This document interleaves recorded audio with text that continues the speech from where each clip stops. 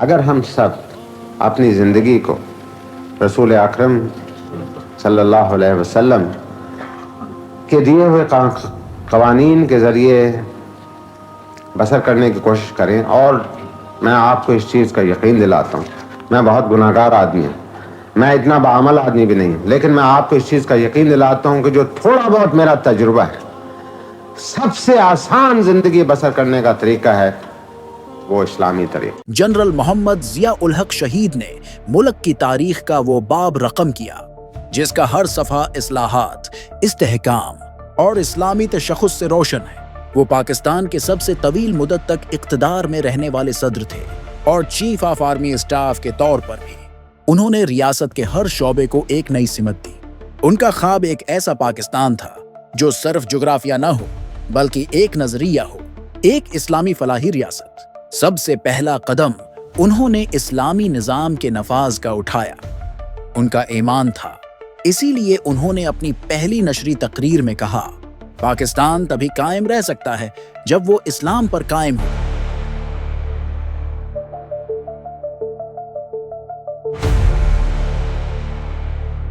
भुट्टो दौर में जिन निजी उदारों को कौमी तहवील में ले लिया गया था, जनरल जिया उल हक ने उन्हें उनके असल मालकान को वापस किया।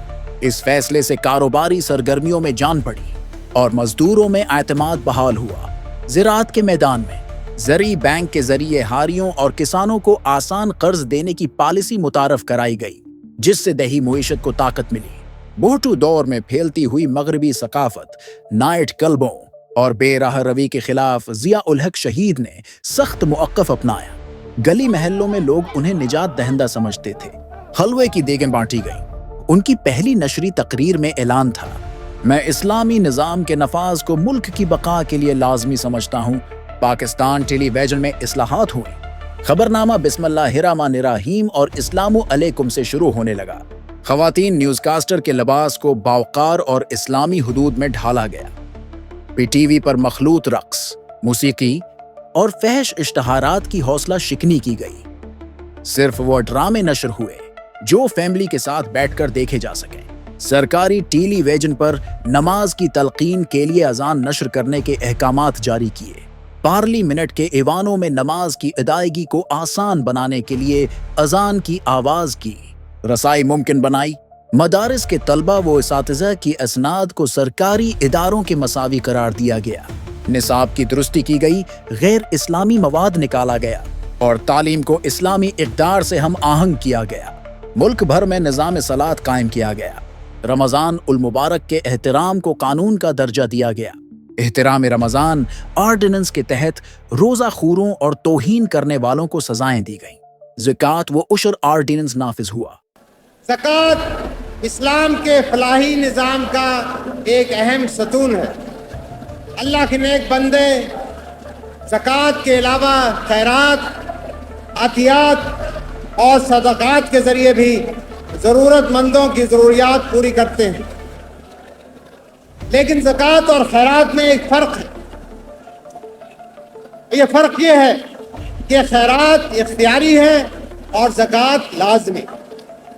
आज जो कानून जारी किया गया है उसकी रूह से शरई लिहाज से वाजिबुल अदा ज़कात का सिर्फ एक हिस्सा लाजिमन वसूल किया जाएगा।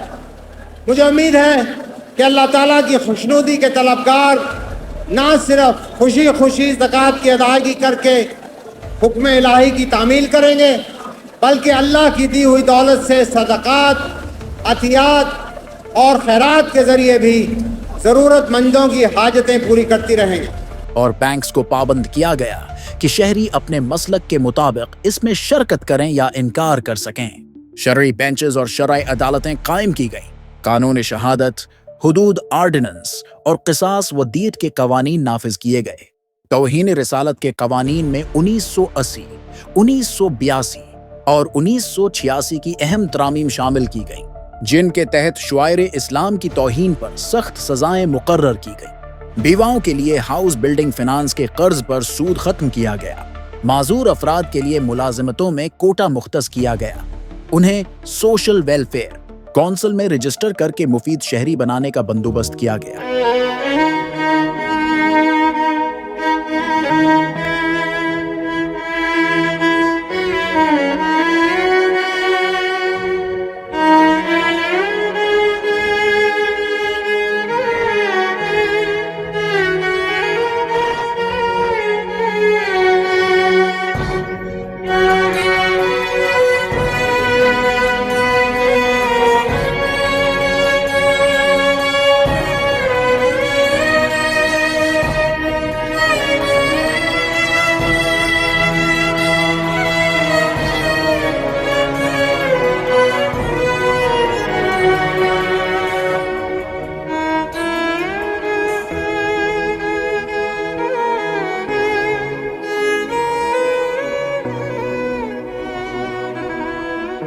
अक़वाम मुत्तहिदा में पहली बार किसी पाकिस्तानी सरबराह ने कौमी लिबास पहनकर खिताब किया।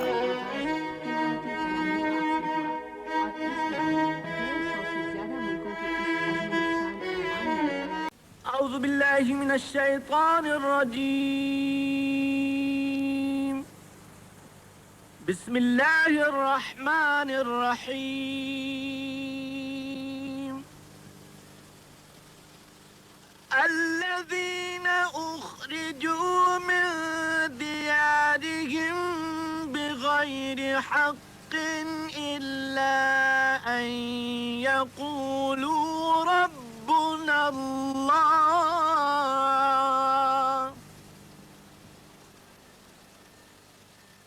वलौला दफ़्उल्लाहि अन्नास बअदहुम बिबअदिन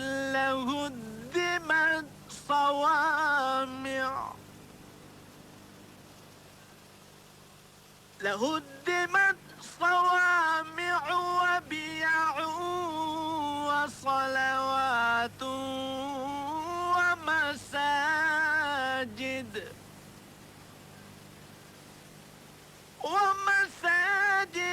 يذكر فيها اسم الله كثيرا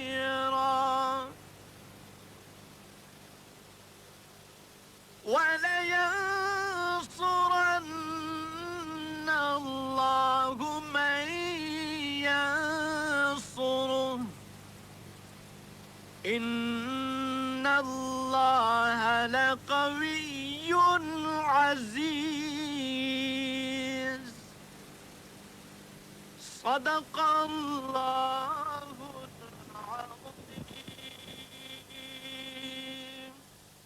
بسم الله الرحمن الرحيم الحمد لله رب العالمين والصلاة والسلام على خاتم النبيين. Mr. President, it's a great honor for me and my country that I've been given this opportunity to address this 35th session of the United Nations General Assembly on behalf of the 900 million fellow Muslims in commemoration of such an epoch-making event in human history. I do so with deep humility in response to the mandate conferred upon me by the 11th Islamic Conference of Foreign Ministers which Pakistan was privileged to host last May. Speaking as a humble believer, I am particularly conscious of the Islamic injunction to rise above race, color, and creed, and to perceive fellow human beings in terms of universal brotherhood. Islam, by its very definition, is a religion of peace and submission to the divine will. It demands of its followers to strive individually as well as collectively for the creation of a human society based on justice and equality. General दिया उल हक शहीद का दौर हुकूमत महज martial ला का दौर नहीं था, बल्कि वो इस्लामी इनकलाब का एक खामोश बाब था जो कानून, मुईशत, सकाफत, मीडिया और तालीम तक फैला हुआ था। वो न सिर्फ एक फौजी जर्नील थे, बल्कि इस्लामी फिक्र के साथ जुड़े एक फिक्री रहनुमा भी थे। आज जब हम अपने माजी को देखते हैं तो हमें तस्लीम करना पड़ता है कि जनरल जिया उल हक का दौर हमारी कौमी और रूहानी शनाख्त को अज़-ए-रिनो जगाने की एक मुक़द्दस कोशिश था।